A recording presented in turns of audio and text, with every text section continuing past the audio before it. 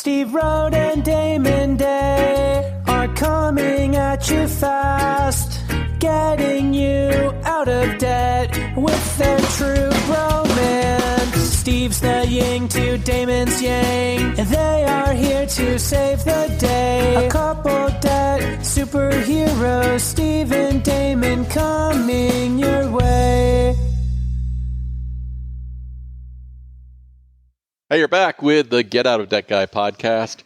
And since we're doing this transition, Damon, from me retiring as the old Get Out of Debt Guy and you're now the new Get Out of Debt Guy, I decided that the intro will be, you're back with Steve Rode, the old Get Out of Debt Guy. And Damon Day, the new Get Out of Debt Guy. Why don't we just do the young Get Out of Debt Guy? You're the old, I'm the young. Okay. Okay, all right. You can be the young Get Out of Debt Guy. Hey, whatever you got to tell yourself. Beard. Hey, it's all about who you hang out with, right? As long as you hang out with somebody older, you are younger. Yeah, that's true. So, all right, you're the young Get Out of Debt Guy. I'm the old fart. So, Damon, I had a call today, and I don't normally do calls, but this was for a friend of mine, and it reminded me that even after all these years, even after more than 30 years and living through debt problems myself, people still feel the same way, which is, I'm so embarrassed about my debt. Now, it's hard. You and I both remember these times because I lived through financial crap, and you have as well. But for people who have not, it's hard to appreciate just how much it wears on you and how much you're worried about what other people will think. And as I told this person, really, honestly, don't worry about it. Yeah. Nobody cares. What do you find when you have people that are so embarrassed about their debt? I say, hey, go to my website, because my website is all about how bad off I was at one point in my life and really how I learned all this stuff. Mm-hmm. I mean, that's how I got, I'm tooting my own horn, but that's how I got so good at the advice that I give, is because I've lived it myself. Right. Yeah. Just like me, I went through it myself. And the funny thing is, when you go through debt, you have all these preconceptions about what people think and what advice out there is being given. And like I told this person, 99% of the stuff that you hear is just bullshit. It's people repeating like almost urban myths about getting out of debt because it's just not true. I don't understand how you are a more moral person or, a higher person or anything like that if you sacrifice your future to dig yourself out of your past. It just doesn't make any sense. I understand. I'm sure you remember when we first met, that was you had filed bankruptcy back in the 90s. And when I met you, it was, what was it, 09? Was it 9 or 10? Yeah, so it had been 19 years after my bankruptcy. And I had not filed yet, but I was kind of trying to build the business up and wasn't making much money, and it was right when that recession we had back in 08, and what hit the fan for me when with the house and all that stuff. Yeah. And I remember how many times did we have this conversation where you're looking at my situation and you're like, dude, you just need to file bankruptcy. And I was almost begging you Steve, I'm a financial consultant. I cannot file bankruptcy. How would that look, right? And, I was like, oh, no. But, we were talking, several $100,000 that I needed to deal with. And you just kept saying, look, if you came to you as a client, what would you do? And I was like, oh, I'd recommend bankruptcy for sure. but this is me, right? Yeah. This is emotion involved and da-da-da-da. But the funny thing was, honestly, I knew I needed to file bankruptcy. I just didn't want to. I don't want to do it. No, right. I don't want to. So, but once I did, and I filed into 2011, I was discharged in 2012. The funny thing is, though, once I'd filed and had gone through that process, because I didn't have any personal experience with bankruptcy up to that point, right? I'd settled debts and done all that other stuff for years, but I'd never, gone through a bankruptcy. And once I did it, I came out the other side, it really did change the way I advise people, because it went from, bankruptcy is the last resort. right? Like everybody, the last resort, right. worst thing that can happen. Like that's how these debt settlement companies get you. That's how, the credit counselors, the Dave Ramseys of the world, whatever. Oh, it's the worst thing you could ever do. And everybody just has this notion that you shouldn't even consider it. And again, I'm not advocating bankruptcy up here. That's not my job. My job is to look at all the options for clients and give them a fair understanding and a solid understanding of pros and cons of everything, not to sway them one way or the other or use emotion. But it really did change the way I advise people. Because once I went through that bankruptcy, I was like, that was actually not anything like everybody thinks it is. It gave me a fresh start. Yeah, and I think you told me that the day that your debt was discharged in bankruptcy, you had a credit offer in your mailbox. I didn't have a credit offer. I got the credit offer before the discharge. I applied for the Capital One credit card, and I got the actual credit card. I mean, this sounds like I'm making it up, but I remember that day going to the mailbox, and I open it up, I get the mail, get home, go through it. There's my discharge papers, a couple $100,000 discharged, you're done. And in the same mailbox, the same day, here's your brand new Fresh Start Capital One credit card. $1,000 limit, 0% for the first year, blah, blah, blah. Once, after the first 6 months, we can raise your limit. And it blew my mind. I was like, what? Like I just discharged a few hundred grand and Capital One's like, you want a credit card? Yeah. Here you go. Like, here. And you know why they do that though? You can't go bankrupt again for 7 years, right? And you just finished a bankruptcy, so you got rid of all those debts that you don't have the obligation for anymore. And now you're in this frame of mind of I'm going to do better moving forward. I don't want to have to file again. So I'm going to pay all my bills. It's a turning over a new leaf, right? So you're like literally the best client for a bank to give a credit card to when you think of it like that. Like there's no downside for the bank to give you a credit card at that point. Well, so here's the funny thing. If you think that you're embarrassed about filing bankruptcy, you're embarrassed about the amount of your debt, then why aren't people embarrassed after bankruptcy about getting a new credit card and rebuilding their credit and being proactive? Nobody's embarrassed about not doing that.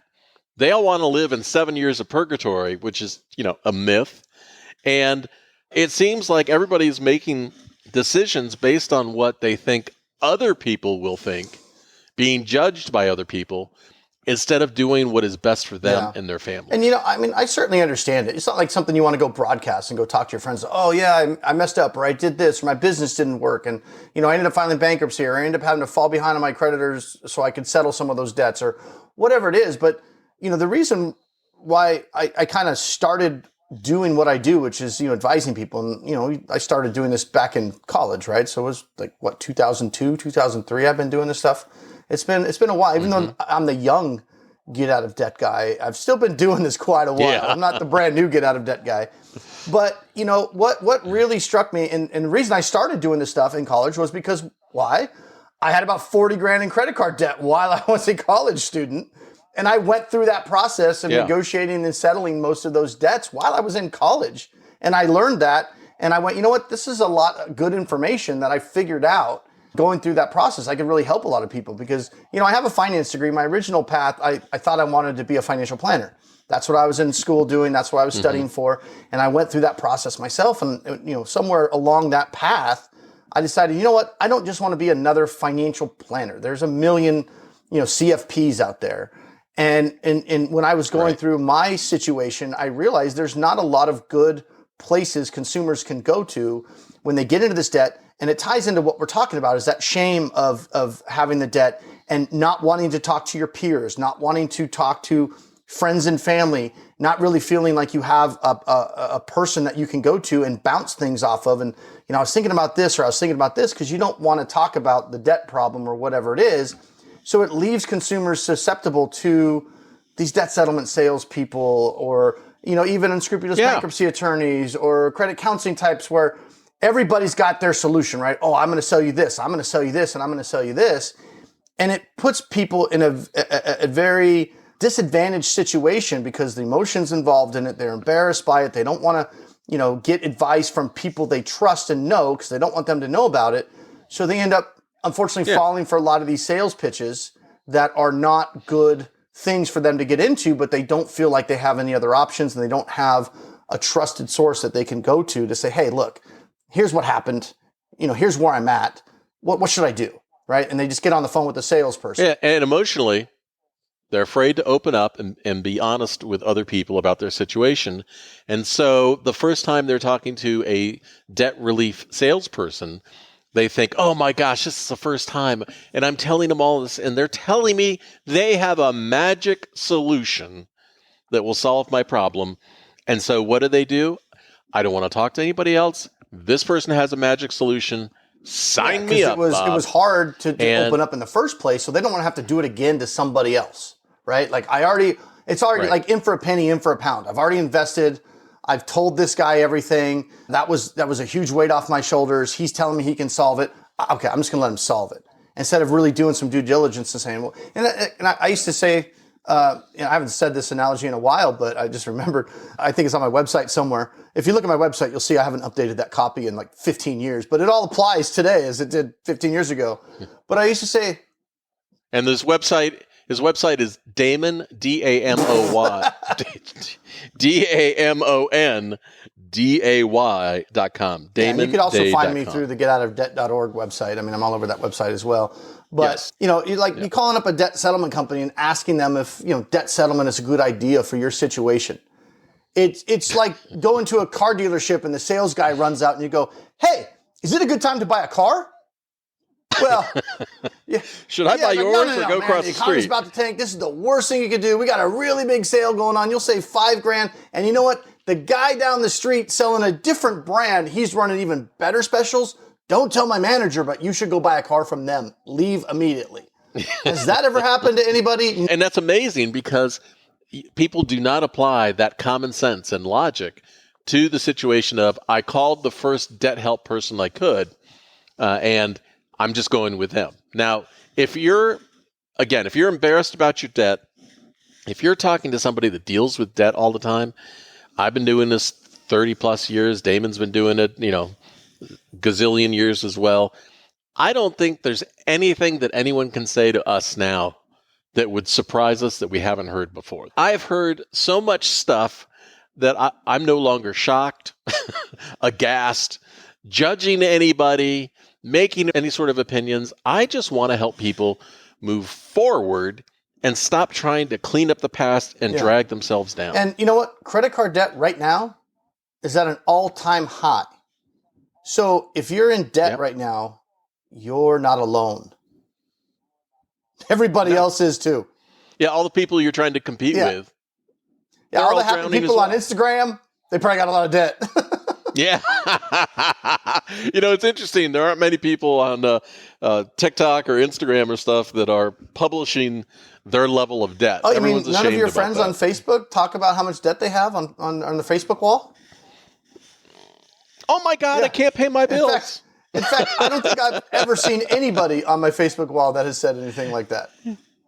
I'm the only guy, right? I'm sure that's how people feel sometimes. They look at that social media, right? And it's not just teenagers feeling that way. Yeah. You got to keep up with the Joneses. It's like, oh yeah, man, I must be the only guy that's, going to McDonald's and paying $50 to feed my family at McDonald's and going, holy shit, how is McDonald's $50? Right. Am I the only one feeling this, right? And people feel like, well, everybody, look at this freaking line in the drive-thru. I must be the only guy struggling. Yeah. But no, there's people are also putting McDonald's on the credit card.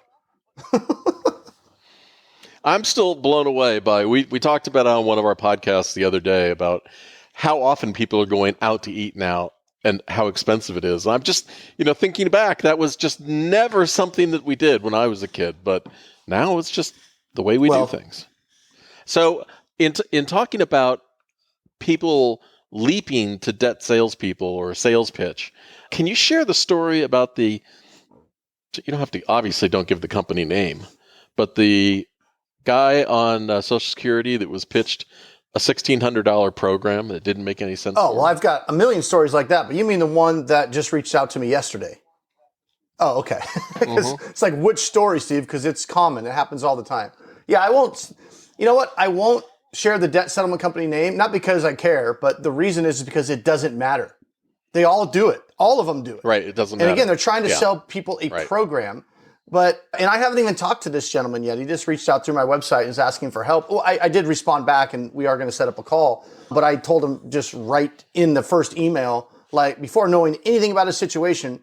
But he said that, he had talked to a debt settlement company, and he had just signed up, and now he's having second thoughts, which is smart. And I'm glad he figured this out right after he signed up and not a year after he signed up. I don't know his situation yet, but the detail that I do know is they pitched him a program where they are going to take $1,600 a month from his Social Security check and set that aside to be used for settling debts. And he's got quite a significant amount of debt. So that's really all I know about his situation. Okay. But I know that Social Security is protected income and unsecured creditors can't touch it. Yeah. So at the minimum, stop, put the brakes on, don't go down that path. I told him you should cancel that program immediately. I don't even know the details yet, but I know enough to know that that's not a good idea. And I always tell people, I don't need to know the details yet, because if you cancel and then we go through your situation, we figure everything out, and then by some miracle that ends up being the best path, which it never has, but who knows? Let's say it does. Right. I promise, if you call up that salesperson that you canceled with last week and you said, you know what? I had a change of heart. I really do want to give you $1,600 a month. They will have no problem signing you back up. So it's better to stop, put the brakes on, cancel before they take your first payment. It's a lot easier to get out of it before they've taken your money than it is to get your money back after they've taken it. Trust me. Just cancel, say, hey, look, I want to think about it a little bit more. Now, it's like quitting the gym. They're going to do everything they can think of to tell you how stupid you are, or what are you going to do without me, or whatever psychological bullshit they're going to try to pull out. Because if you've got $80,000 in debt, they're probably looking at you like a $20,000 commission. Now, they're probably not going to make $20,000, but the company's going to make $20,000, and they're going to get a piece of that, right? So that's why they're telling somebody on Social Security, and I don't even know how big a Social Security check is, but I know it's not $8,000 a month, right? I mean, for all I know, it's $2,200 a month, and these freaking geniuses over at this company are like, I got a plan. Let's take $1,600 of it and settle this debt that if he doesn't have any assets, I'll find out. But he may even be judgment proof for all I know. And one thing I do know for sure, these idiots at the debt settlement company don't know or don't care. They didn't go through that and say, well, actually, if you just did nothing, the creditor can't even really do anything to you. No, that would be like them saying, go buy the car from the other guy down the street, not from us. They want you to buy the car from them. Oh, I got a great plan. Oh, you're paying, $2,200 a month on your credit cards? Here's a great plan. Let's reduce it to $1,600 a month. Doesn't that sound good? No, it doesn't sound good if it could be reduced to zero, but they're not going to go over that with you, right? So if you're on Social Security and the debt settlement salesman or the credit counseling salesman or whoever suggests, let's use the Social Security money, unless you have a very unique situation where you have a lot of other assets and other income coming in and the Social Security is just kind of disposable income to you, then maybe. But Social Security is not even counted in the means test if you file a bankruptcy. So there's almost no situations where you should be using a big chunk of your Social Security to resolve unsecured debt. You should be living on that money and saving for the rest of your life. And trying to protect yourself in the future. It's almost as immoral in my book, the people that say, we're going to put you on this payment plan. It doesn't matter if it's credit counseling or debt settlement or even Chapter 13 bankruptcy. Any future payment plan where somebody who's older has to work when they're in pain and unable to stay on their feet all day long. And, it creates a real hardship for them, physical and emotional hardship. Putting somebody in a situation where they have to do that is just immoral. Well, not only that, and again, I don't know the circumstances of this situation, but just on his face, they're going to, I don't know how many years they were pitching him on the stupid debt settlement program, but I know he had about $80,000 in debt. Well, at $1,600 a month, that's about $18,000. If it's 4 years, we're talking probably $60,000 they're hoping to collect from this guy. Well, what's the opportunity cost? Even if he could afford to live without that $1,600 a month, let's say he could. Well, he could take that protected, he could go file bankruptcy or whatever, possibly, right? And again, I don't know yet, but they didn't go over these potential options before they were pitching it. But what if he could file a Chapter 7, wipe out that debt, that Social Security is protected, and then to compare apples to apples, not live on that $1,600 a month that he was going to give them anyway, and take that $1,600 a month and put it in, the stock market or real estate or some, a savings, a CD paying 4.5% right now or whatever it is. Well, instead of losing $60,000 at the end of those 4 or 5 years and finally being out of debt, he might be able to be out of debt now by filing the bankruptcy. That money's protected, and apples to apples comparison, throw that $1,600 into, some kind of investment that now could be $80,000 in his bank account in 5 years rather than nothing. Yeah, I mean, let's take another example of somebody who's so embarrassed about their debt, they fall into one of these scams, traps, or whatever, and they're in their mid-40s. If on the getoutofdebt.org site, there's a how much will it cost you to get out of debt calculator, and I'm going to paraphrase because I'm not looking at it right now, but if you're in your mid-40s, if you filed bankruptcy and then started saving that money each month that you would have used paying each month to pay yourself out of debt, and you only did it for 5 years and then stopped and never put another payment in, you're looking at having $1.5 million when you retire. Now, nobody who's old, so I'm 64 as I'm recording this, as you get older, you develop more aches and pains and other things. Nobody who gets older ever says, "Oh, I've got too much money in retirement."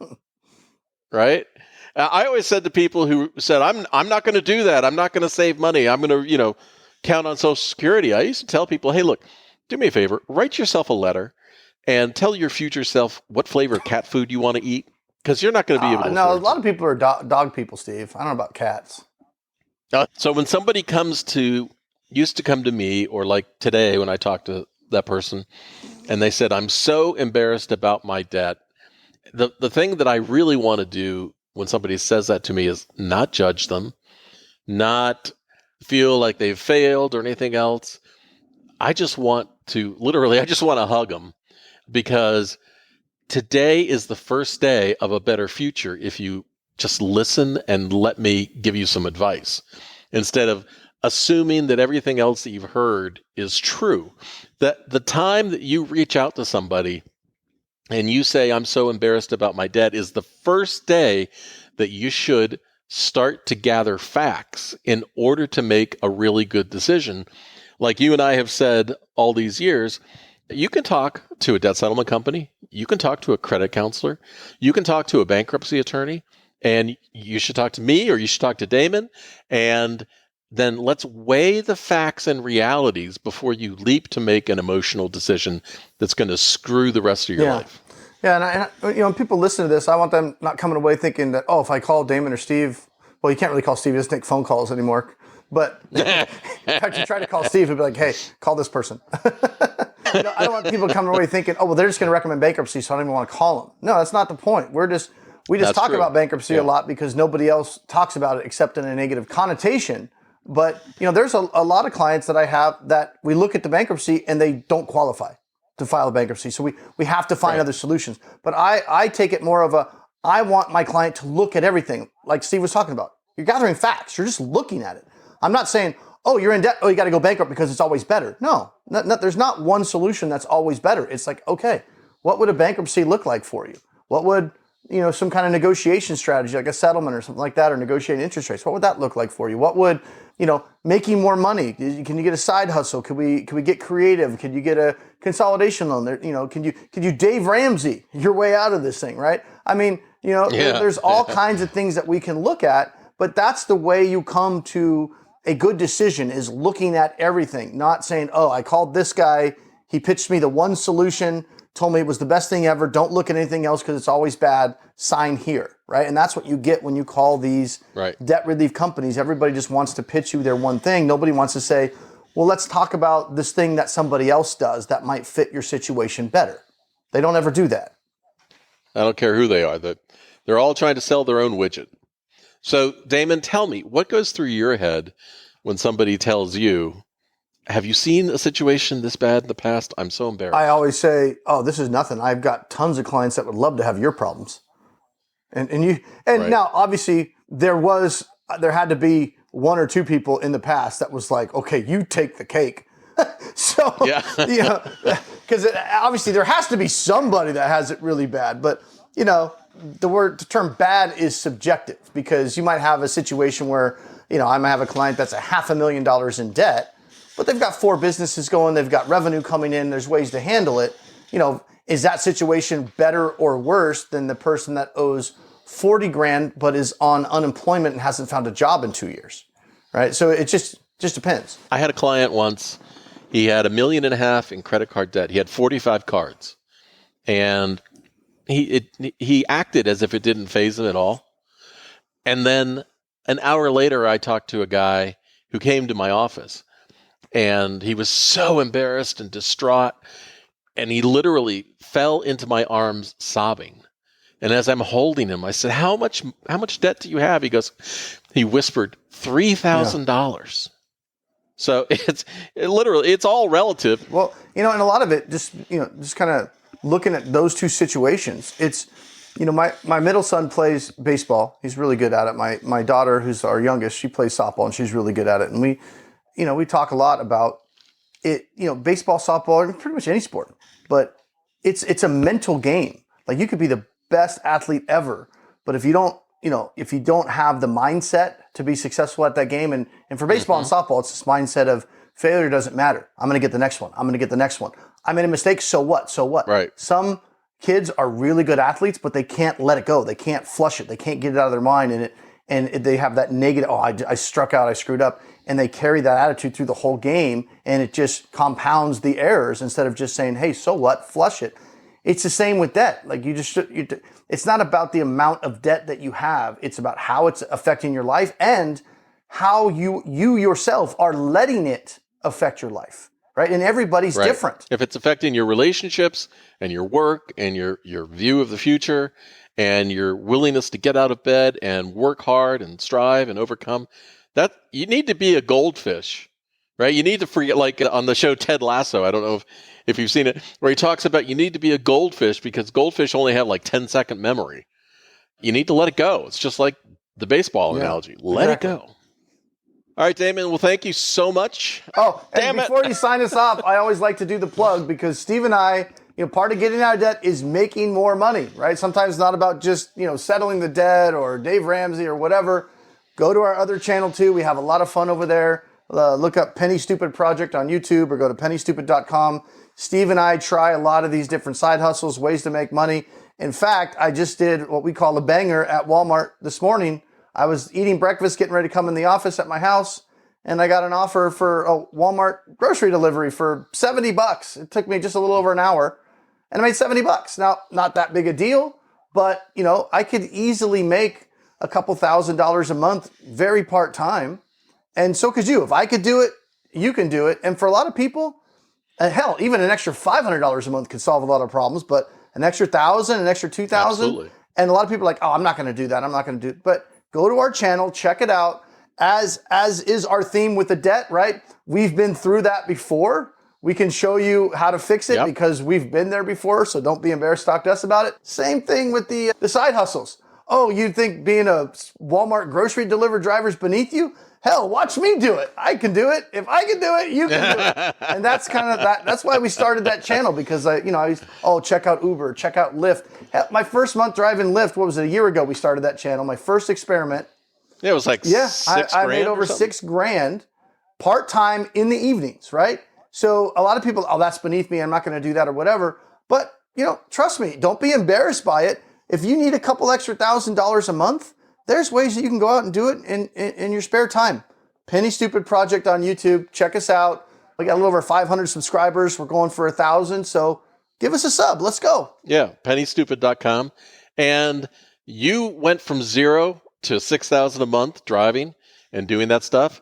And then I started testing a different sort of side hustle. In my first year, I did over $500,000 in sales. So you're listening to two guys that previously filed bankruptcy and thought everything that you're thinking about, being embarrassed and ashamed and everything else. And once we figured out what reality was, we got off our asses and we started doing things and moving forward.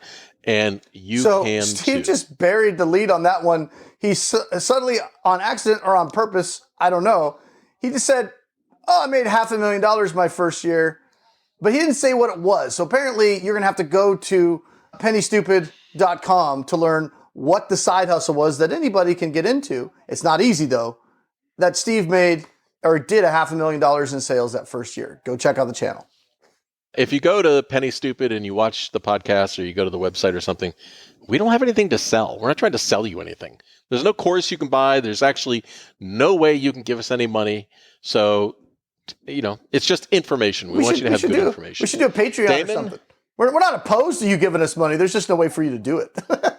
I wouldn't send it back.